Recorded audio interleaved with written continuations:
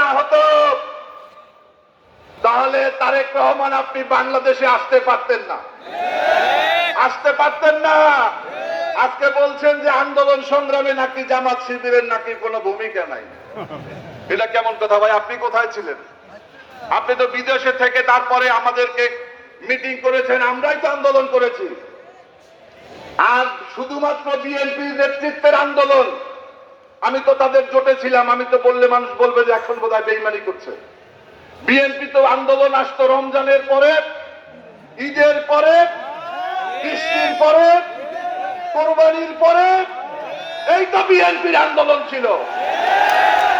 17 বছর আওয়ামী লীগ ক্ষমতায় থাকার জন্য যেমন দায়ী, তেমনি আওয়ামী লীগকে 17 বছর ক্ষমতায় রাখার জন্য বিএনপিও সমানভাবে দায়ী। আমরা ভুলে যাইনি, শুধুমাত্র বিএনপির সাথে জোটে থাকার কারণে আল্লামা দেলোয়ার হোসেন সাঈদীকে হত্যা করা হয়েছে, মাওলানা মতিউর রহমান নিজামীকে ফাঁসি দেওয়া হয়েছে, আলিয়া খান মুজাহিদকে ফাঁসি দেওয়া হয়েছে, আব্দুল কাদের মোল্লাকে ফাঁসি দেওয়া হয়েছে।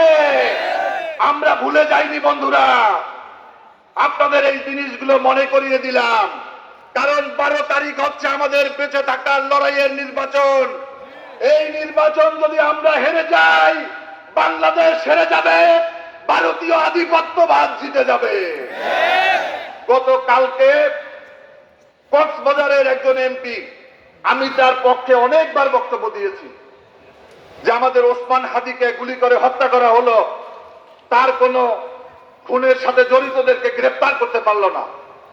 আর এই যে প্রার্থী কক্সবাজারের শাহজাহান চৌধুরী সম্ভবত নাম, যার বাড়িতে কাপড়ের কাপড় পাঠানো হয়েছিল, এই ভদ্রলোক গতকালকে বলছে যদি বিএনপি সরকার গঠন করতে পারে তাহলে আমরা আওয়ামী লীগকে বাংলাদেশে এনে তারপরে আমরা মধ্যবর্তী নির্বাচন চাইব।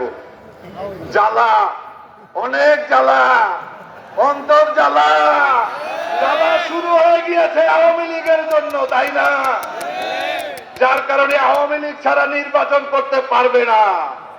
এদেশের মানুষের ঘরে ঘরে গিয়ে দাওয়াত দিতে হবে, বিএনপি ক্ষমতায় আসা মানে আওয়ামী লীগ ক্ষমতায় আসা।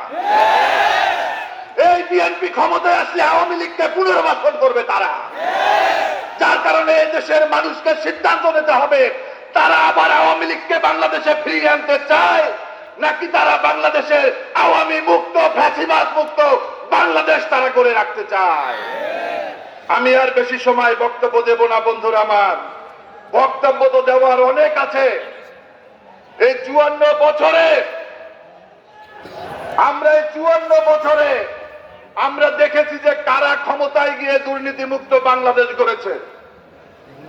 বিএনপি 4 বার ক্ষমতায় ছিল, কিন্তু দেখলাম লাগাতার 5 বছরে 4 বারই তারা দুর্নীতিতে চ্যাম্পিয়ন ছিল।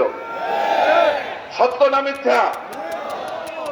আবার দেখলাম দুর্নীতিবাজ ব্যাংকের টাকা যারা লুট করেছে তাদেরকে নমিনেশন দিয়েছে। এই দুর্নীতিবাজগুলো, এই ব্যাংক ডাকাতগুলো ক্ষমতা পেলে, এই 17 বছর বিএনপি ক্ষমতায় ছিল না, তারপরে এক একজন হাজার হাজার কোটি টাকা ব্যাংক থেকে লুটপাট করেছে। এই ব্যাংক ডাকাতগুলোকে আবার ক্ষমতায় গেলে তারা পুরো বাংলাদেশকে তারা গিলে খাবে। সংগ্রামী বন্ধুরা আমার, আজকে বাংলাদেশের জনগণের পকেটের টাকা যারা ক্ষমতায় যাওয়ার আগেই লুটপাট করে, তারা ক্ষমতায় গেলে আবার সেই লাগাতার দুর্নীতিতে চ্যাম্পিয়ন হবে। আমরা আন্তর্জাতিকভাবে আমরা অনেক খ্যাতি পাবো, আন্তর্জাতিকভাবে হয়তো আমরা বিশ্বে 1 নম্বরও হয়ে যেতে পারি। আপনারা কি চান নাকি তা? জামাত ইসলামী বাংলাদেশ মহান মুক্তিযুদ্ধের পরে যতগুলো নির্বাচন হয়েছে, এই 14 সালের নির্বাচন এবং 24-এর নির্বাচন ছাড়া, দিনের ভোট রাতের নির্বাচন ছাড়া প্রত্যেকটা নির্বাচনে তাদের সংসদে প্রতিনিধি ছিল, ছিল না? তাদের কারো বিরুদ্ধে দুর্নীতির অভিযোগ আছে? মাওলানা মতিউর রহমান নিজামী এবং আলিয়া খান মুজাহিদ 2 জন মন্ত্রী ছিল, তাদের বিরুদ্ধে কোনো দুর্নীতির অভিযোগ আছে? তার মানে জামাত ইসলামী বাংলাদেশে একটি পরীক্ষিত রাজনৈতিক দল, যেই দলের এমপি মন্ত্রীরা কোনো দুর্নীতি করে না, দুর্নীতি করতে পারে না বন্ধুরা।